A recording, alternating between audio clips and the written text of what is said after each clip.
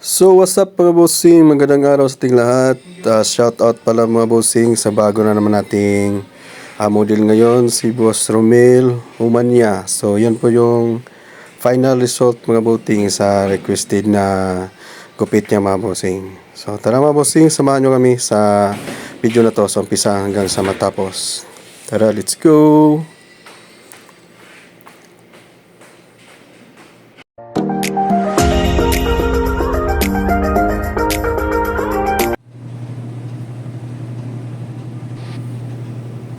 So yan po mga bossing, yung unang gamit po natin yan is number 3 mga bossing.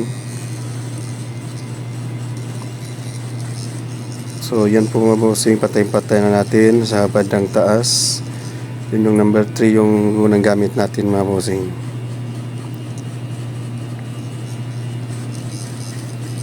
So mga bossing, kung bago lang po kayo sa channel natin, Boss Gupit Vlog TV, so paki-subscribe lang po mga bossing. At pakipindot lang po ng notification bell natin mga bossing para updated po kayo sa mga ina-upload natin ng mga videos. At paki-like and share na po mga bossing sa mga video natin bilang suporta po sa channel natin mga bossing. Maraming salamat po sa inyo sa suporta nyo.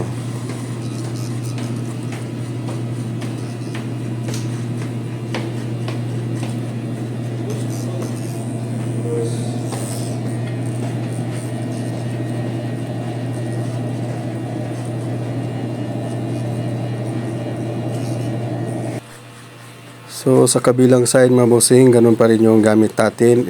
Number 3 pa rin yung sukat niyan. So yan, pantay-pantay lang natin mga bossing hanggang sa malinis na tingnan.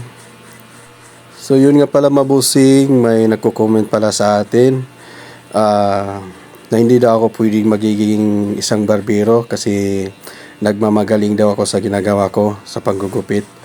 Ang masasabi ko lang mga bossing, hindi naman ako sa nagmamagaling, no. Sa totoo lang, hindi ako professional na barbero, na hairstylist. Kumbaga, hindi ko pinag-aaralan tong panggugupit. Sa totoo lang, experience ko lang to mga bossing. So bilang sa experience ko po, hindi naman sa magaling ako sa panggugupit kasi marami naman dyan na magaling manggugupit. Sa akin lang is sinishare ko lang yung alam ko, yung experience ko. Kaya shoutout po dyan sa nagko-comment sa akin na hindi ako pwedeng magiging barbero. Maraming salamat po sa comment po at yan lang po. Sa akin lang po is sinabi ko lang yung totoo bilang isang manggugupit. Hindi naman sa nagmamagaling ako. Sinishare ko lang po yung experience ko. Sa akin naman, pag yung customer pagkatapos ng gupitan, pag ayaw ng resulta ng gupit nila sa akin, nasa na kanila naman yun. Kung magpapagupit sila sa akin ulit, wala namang problema sa akin yun. Yun pala mga bossing, sa time na yan is number 1 na yung sukat na ginagamit natin sa bandang ibaba po mga bossing. So yan, pantay-pantay lang po natin mga bossing hanggang sa malinis na po tingnan.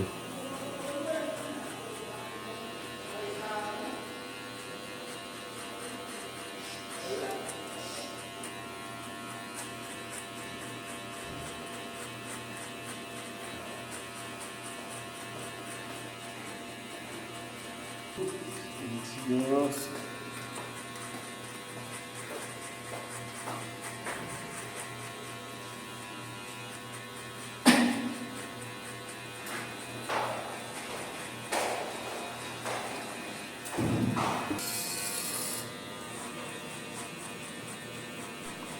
Yan, sa kabilang side, ganun pa rin yung gamit natin mga bossing is number 1 pa rin sa bandang baba. So yan, patay-patay na natin mga bossing.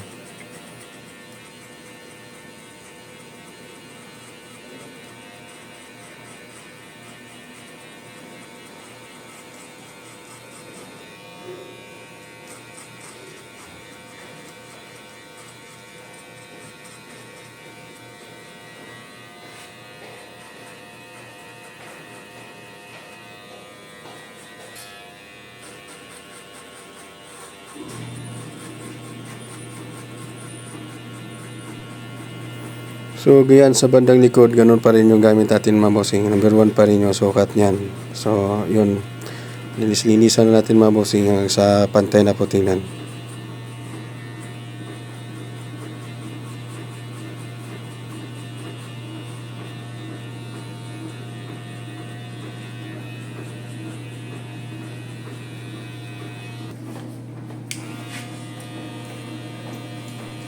So sa time na yan mga bossing is gumamit po tayo ng 1/2 na sukat. So yan sa video bandang pagkaibaba mga bossing.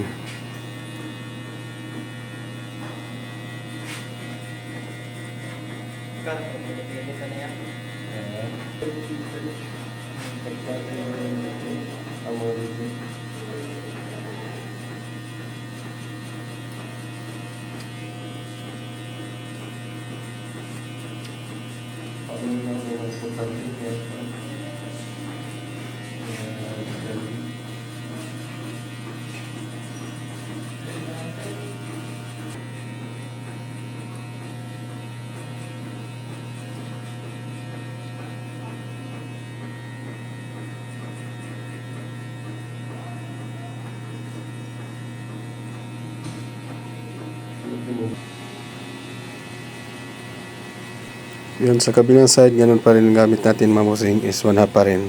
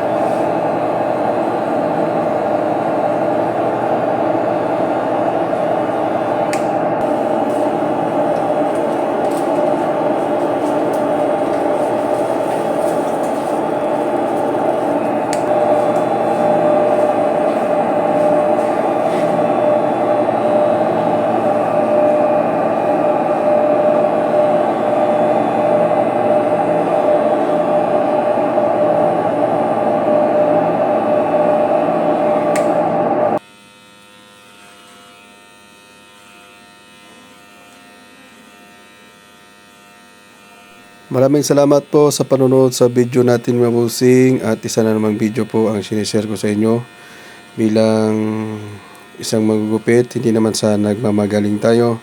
At binabahagi ko lang sa inyo mga bossing ang karanasan ko sa paggugupit. Maraming salamat po sa inyo.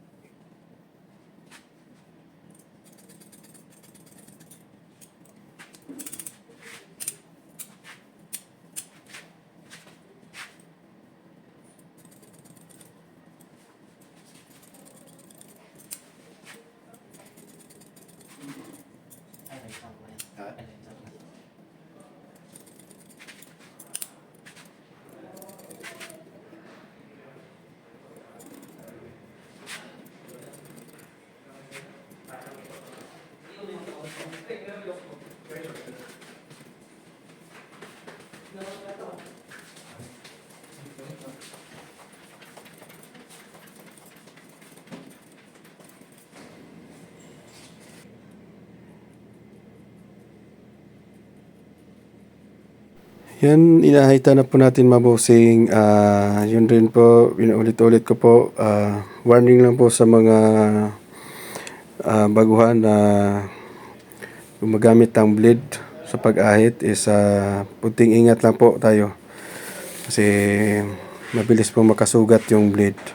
So yun lang po. Maraming salamat po. Warning ko lang ulit sa inyo.